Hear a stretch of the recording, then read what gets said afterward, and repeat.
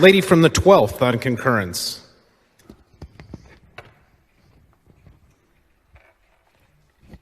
Thank you, Mr. Speaker. I rise today because I actually support this bill. And I think it is interesting for me it is very, very few and far between opportunities where I would disagree with some fellow educators and where I would disagree with some of my colleagues on my side of the aisle. But I think I have a unique position in this conversation. And I just want to speak to the reasons why. And I looked quickly, Mr. Speaker, online because I wrote an article shortly after I'd assumed office in 2019 that was called The ABCs and 1-2-3s of College Remediation. And I will tell you, I do not agree with the MacIver Institute on a whole lot, but they produced a report in 2019 that said, permission to read from a printed document? Thank you. I'll take that as a yes. Without objection.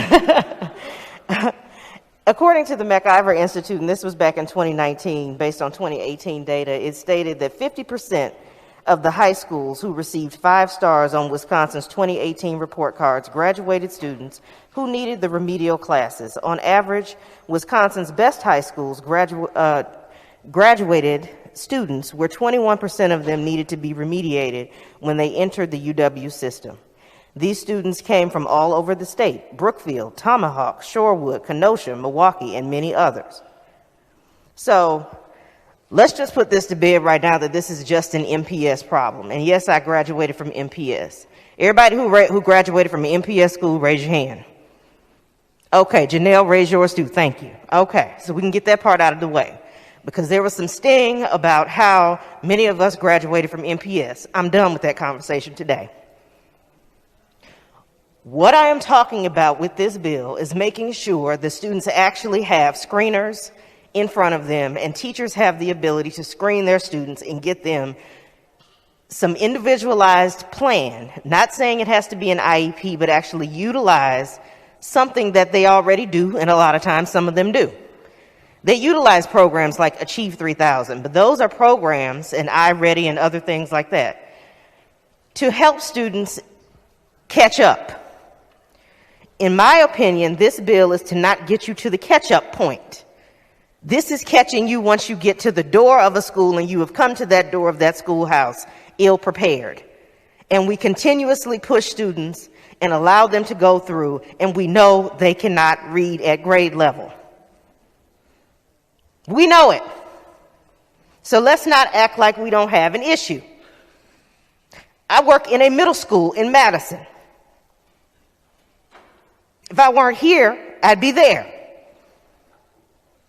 As an administrator, I'm pulling students for small group instruction to help them because they are 3 and 4 years behind reading. I'm talking about students that's going into high school next year that's in the 8th grade. And guess what? Not all of them look like me. So when we talk about having issues, talk about the fact that there's a big deficit between black and white students. That's the glaring one. There is also a big rift between the scores of white students and Asian students. So let's talk about that too. So this is not something that's just a black and white thing. This is an all student thing. This is a Wisconsin thing. And that's where we need to take this conversation. Looking at this, I don't care who introduced this bill, whether it was a Democrat, whether it was a Republican, whether it was Jesus himself. I would still go along with this bill because we see we have the flashlight, as the representative said. We know we have the data, as my colleague said, so let's do something about it. Title I funding exists for a reason. You can pay for this through Title I funding. You can pay for this through Title I funding. If you got extra money through ESSER, you can help do that too. I understand, we all know as educators, those of us who've been in classrooms day in and day out, that we often are asked to do more with less. That's a different conversation for today. We have things that are already at our disposal that we can use. So that's something we need to do.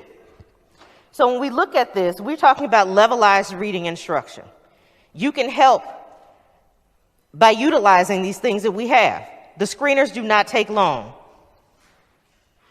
The entire class can do these at the same time. I talked to Dr. Burke, Dr. Kim Yana Burke, who came to our committee hearing. I spent time and went through this process with her. Because I'll be the first person. I'm like, okay, on the surface, this sounds okay. So let me ask some poignant questions and ask how it worked in other states. What are we talking about?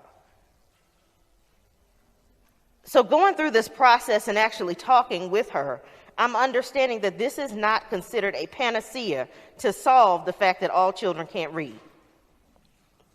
Rome wasn't built in a day, and it didn't break in a day either. You have to start somewhere. When we look at the deficit between African American and white students when it comes to reading, they're glaring. You can't ignore that. You can't ignore that. We have the opportunity to actually do something about it. I'm sick and tired of going along with the status quo just because it may hurt somebody's feelings. I'm tired of the argument that, oh, this is just some more work that we have to do. I work hard every day. And I'm sure all the teachers do too. If we can streamline some of the processes that we use and utilize the things that we already have, we can make this happen. I'm tired of excuses on both sides. This is about getting kids early enough so that they can move forward. Somebody earlier talked about how you have to be able to comprehend and read to get a job. Yes. Half of the job that we do in here as the 99 members is reading. At least it's supposed to be. I don't know how many of y'all read. Sometimes I be a little suspect, but it's a different thing. But I'm just going to tell you, reading is a part of the job. Making sure that we actually have students who can comprehend the instructions, whether it be working at McDonald's, serving you your coffee, or whether it's being the CEO of some Fortune 500 company. The skill sets need to be the same. And as a special education teacher, I can tell you, a lot of the methodologies that we were taught to teach special needs students actually do work with general education students. They do. That's my approach for this bill. That's the reason I'm voting for it. Because we need to do something. I'm tired of the same data reporting the same thing year after year after year. It's time for us to stop making excuses and actually do something. We have technology in our schools. We have the ability to do that. We buy programs all the time to help us do it. This is not a money issue, because if you got poor children that can't read, you got it through Title I. We have ESSER funding who can help.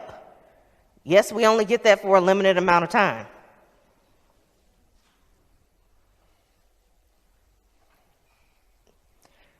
Mr. Speaker, I say the vote is green, and hopefully some of my colleagues will join me. The choice is yours. Lady from the 20th on concurrence.